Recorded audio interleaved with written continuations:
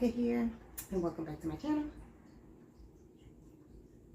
I have some coffee. We're gonna have a little chit chat. You saw the title, I have the last of the starter homes. True story.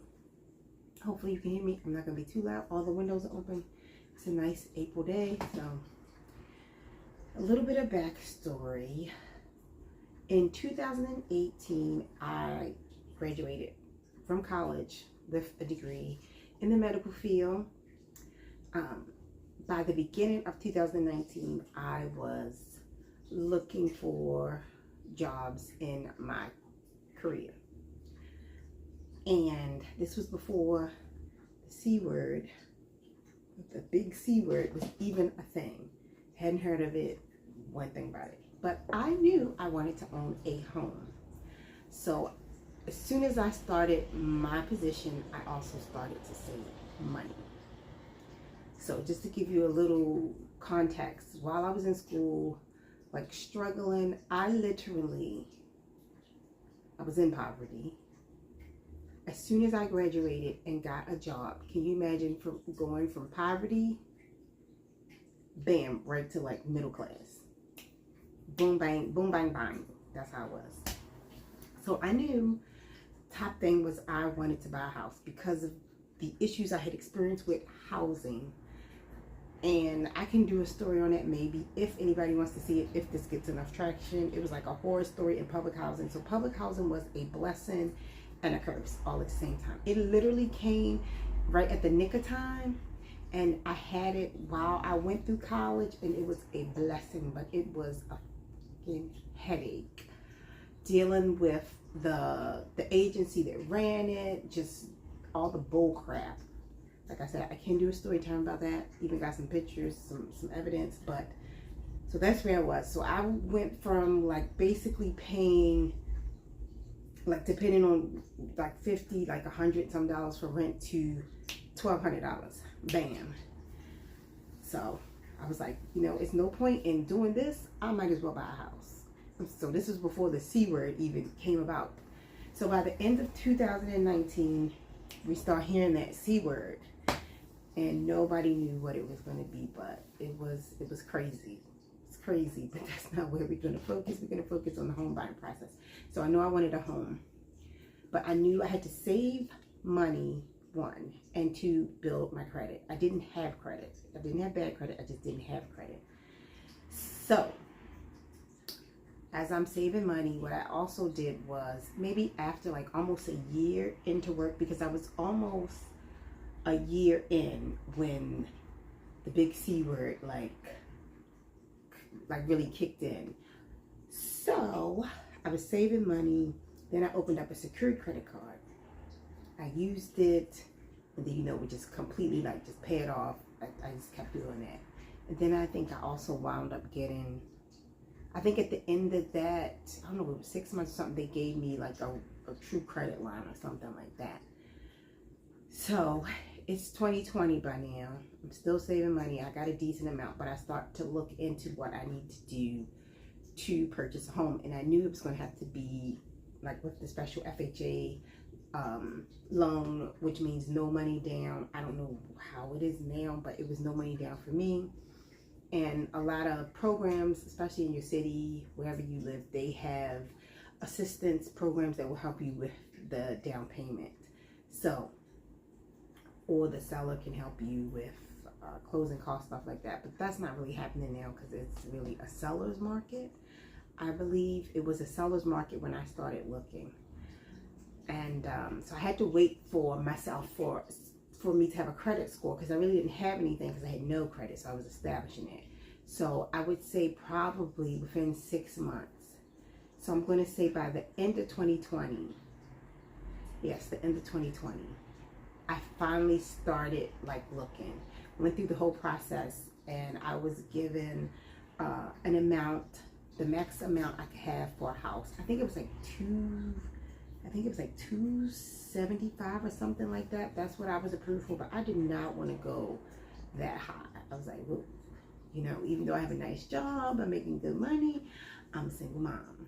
Even though I have a partner, we do not cohabitate. We each have our own house. So I was like, you know, I don't want anything crazy. So I was kind of like trying to stick to like 250. So it was so crazy in the beginning. I didn't even go see some houses. My partner went and she took my kids. Like I was at work. They're sending me pictures and videos because the market had already started to go crazy. So one of the first houses I wanted, I just saw pictures of it. I didn't even see it. I was like, okay. I told the agent, let's do an offer. Surprisingly, they accepted my offer. Like a verbal acceptance, not actual contract. So I'm thinking I'm done. And then my realtor, she like calls me. She's like upset, saying, you know, like got some bad news. It's like all of a sudden, like they switched up on me. They're like, oh, well, we had another offer. And they came back like, okay, we'll accept your offer if you go to the max. We'll take the max, which was their asking price. Okay, which was the max for me, because I think it was 265. So that was like right there for me. But then they came back and said, well, you can't ask for any, like, no negotiations after the freaking inspection. And I was like, well, no. I was like, I can't come back if something is wrong and ask you to lower the price or ask you to fix something. Or I was like, no, that's, you already shady because you agreed verbally, then you swapped it up. So I was like, no. So we're back to the drawing board. So the first time that I went, how many times did I go? I can't even remember. I did. I remember because the first area I was looking at, I went there, and at my price range, baby, it was shacks. The houses were shacks. I was like, is this? I was like, I'm not paying this much money for a house. I remember one house we went into, and these were like single family homes. One single family house, it was so teeny tiny, and it was like up on this like little mound, and like your neighbors were right there. It was like just awkward. It was very awkward. And I was like, they want how much? And we went down in the basement. One of the windows, it was no window there. I was like, why is it freezing in? Because this is like, you know, it's winter outside. I'm like, why is it freezing in there? Like, it didn't even have a window, and it was like so teeny tiny. The square footage, I knew what my budget was. I wasn't gonna get like crazy square footage. But these houses were like teeny tiny. One house that I really did like, that they had basically redid the whole thing. It was literally two blocks across from the project. So I was like, I mean, nothing's wrong with the project, but baby, I don't want to buy a house right here. You know what I mean? You got to think about, even though I'm not reselling, but you have to think about all that. And the area, I know the area, I know the projects. That project, I know it's notorious for crimes and all kinds of foolishness. I'm like, no, immediately no. But I keep an open mind because it's not exactly right there, and it's kind of, one part is another county, but so I knew it wasn't, you know, so I gave it a chance. House beautiful, even though it was small, like everything was like beautiful. Shall we go out in the back? It's like a mudslide back there, and then the neighbor, oh my God, had like a fucking hoarding situation. All this shit, like tires, all this stuff just all over his backyard. I was like, this gonna be a problem. This gonna be a problem. So I was like, I like this house. And it was it even 150? Maybe it was like 150, 160. It was hella cheap, but it was nice. I was like, I don't think so. You know, sometimes you have problems, but I don't want to come in knowing I got a problem already. If I get in and I find out I got one, oh well. But I don't want to come in knowing I got a problem. And that was a problem. So I was like, nah. And then one house I went to, as soon as you walked in, it smelled, you could just smell the moisture. I was like, oh no. And I remember like looking down, I was like, I'm not even going down the basement. I feel like it was dark down there. I feel like it was like a whole puddle, like it was just a ocean down there. Because why did the house smell that moist? I was like, no, immediately no. You know this got some mold. It was like, what the hell? And then I think I went to another house. It was like on a slope, like inside the house. The floor wasn't level. I was like, are these people for real? So I wasn't having a good time. My partner was like, hey, why don't you look in another area? I was like, okay. I was like, I really don't want to live in this area, but okay. So as we're like the day that we were coming to the area to look for the houses, the realtor calls me, the first house we're supposed to go to, because it was all mapped out, you know. She's like, it's gone. Keep going. We on our way to the next house. She texts us again. That one's gone too. Go to the next one. Oh my fucking goodness. So then finally we were supposed to come here. So we were, of course, a little early because the other houses were gone. So as soon as I got here, we like scoping it out. We come, we look, and I'm like, my partner's like, why don't you just tell her now to put an offer on the house? Even though we hadn't seen it, but that's how crazy it was. Like the houses were gone. Like before we even got to them, they were gone. So I was like, okay. And this area is, I think at that time wasn't particularly in demand. Still a lot of people, you know, certain people don't want to live in this area. It's not bad as far as crime and things of that nature. So, hey, I'm a city girl. I'm good as long as it's not an open air type market and bullets ain't whizzing past my head, child. The rest, I mean, hey, I can deal with. It's nothing like super fancy out here. Not yet, anyway. It's not like the other area that I wanted to go to that I shopped in a lot. I was very familiar with. It wasn't, but I was like, you know what? Who cares? So saw the house. I liked it. And the price was really good. Then I went to see another house further out that I also really liked, but it was very small. It was very, very small square footage and just the layout. So I put the offer in for this house. Actually, the time the realtor told me I should go a little bit lower, but I did give the asking price, but the seller did give help with the closing costs. So I wasn't mad about that, because that's what, even if you put no money down, you still got to be ready for the closing costs, which is going to cost you a pretty penny. It basically took out my savings. But I was like, hey, I have a house. And my house was under $200,000. It is a townhouse. And part of this story is how I wanted my first home buying experience to be. I had a list. I knew I wanted either a single family home or an in-town home. I needed 2 bathrooms. I wanted 4 bedrooms. So I wanted a lot. But I got a few of those things, but most of them I did not. I did not get a single family home. I did not get an in-town home. I did not get 4 bedrooms. And when things got really thick and I realized, hey, this market is going crazy, I was like, okay, I can flex it. If I can get 3 bedrooms in a basement that I can like use for a bedroom, that'll work. So I understand that it's crazy in the housing market right now, and it may not be possible for you to get a starter home, but there's things you can do to kind of prepare yourself. The first thing would be to save money.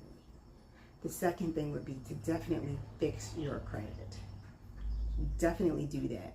Check in your area, your city, your state, see what type of programs and assistance they have for first-time home buyers.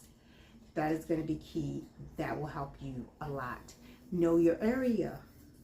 Check it out. Go see it. And the most important thing, which I know a lot of people now are making videos about how much their mortgage has gone up and oh my goodness. And then you have some people that are like, oh, that's why I didn't buy a house. Buying a home should not be a privilege. Buying a home should not be a privilege. You're here, you work hard. It should be an option. You should be able to do it if you want to. It shouldn't be this difficult. Okay? It can be, but there are things you can do to help. So partly for me, I looked at property taxes when I was looking at housings and areas. Like the preferred area I wanted, the housing tax was way more expensive. I'm pretty sure it was like double what I'm paying here.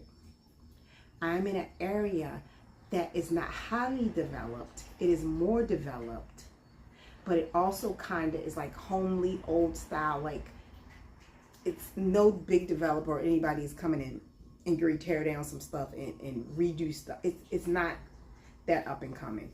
The next 10 years, who knows? But right now, I'm good. So pay attention to your taxes. That was the biggest thing for me too. I already knew you got to prepare yourself for taxes. That's why I didn't go crazy on a house. Even though I was approved for, I think, 275, I didn't go to my max because it's just me. Even though I have a good job, you know, things happen. Cross your fingers, you know. But things happen in rental situations too. And just because you have a landlord doesn't mean that they're going to take care of stuff immediately. And if they don't, you got to go fight with them in the court system. But hey, at least when it's your home, you know what? You'll learn real quick what to do if you got no other choice. When I came in, I did pay contractors to do some things, but now I'm like, child, ain't nobody got time for that. I need to learn how to do it. I used to have a Home Depot book a long time ago. I wish I kept that book. I'm pretty sure they don't make it anymore, but it was like, it just had all this stuff teaching you how to do things step by step in your home. It's not difficult. And you can learn, especially if you have no other choice. Which is what happens a lot of times. I know it's scary. I know there's this whole thing out there, oh, my mortgage has tripled, my mortgage has doubled. Like for me, my escrow is short. The first year was short, like maybe like $700-800. So I let them up my mortgage. Last year, I paid an extra $50 on my escrow every month. And I paid an extra $200 on my principal. That's another thing that you can do. Put extra in, specifically to your escrow and your principal. It will help in the long run. So this year, my escrow was only short like $48. So I paid that. But then my mortgage is going up like $20 just in anticipation for next year. But also, I need to put more into my escrow. You know what I mean? That's just like your taxes. Most people, you pay your taxes and you owe at the end because you didn't pay enough. We just have to be prepared. So that will help to pay more into your principal and more into your escrow. And you have to say it specifically, because if you just slap it on there, they're just going to put it towards your mortgage, and it's really like, oh, wasting your money. But yes, know your area, know the taxes. Look in your general area, know if it is up and coming, know if there's new development, know what you're getting into. Know your state too. Mine has like a homestead tax situation. I filled out the application. I don't even know if it's going to help, but it's like, shit, just do it. At least put it in now, you know? So, I really had no choice but to purchase a home. So a little bit of the backstory too, like I said, when I jumped from poverty to middle class, I was in public housing. My public housing, my rent went from like 50 to like, it's like 50 or 100 to like $1,200. And every year you think about it, I'm making more money. Then when I went to renew my lease, like right before I bought my home, it went from $1,200 to $1,400. I was like, oh no. $1,400 public housing, be fucking ghetto. It was a nicer area, but the ghetto, that block, like people outside of my house, I can hear them. People sitting on your step, you can hear their whole conversation. It sounds like they're in your living room, and you want me to pay you $1,400 a month? Stop.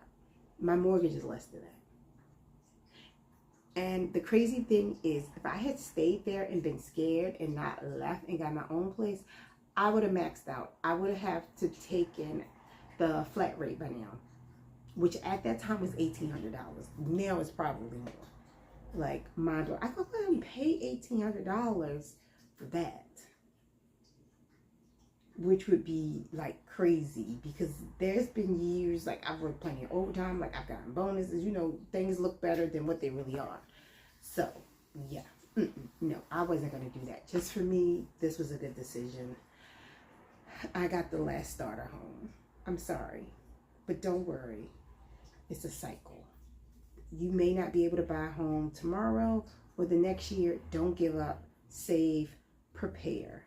Look places that you feel are desirable, and then step outside your box. You may have to look or tweak, go someplace that wasn't at the top of your list, but home ownership is still a good idea as far as I'm concerned. I love my house.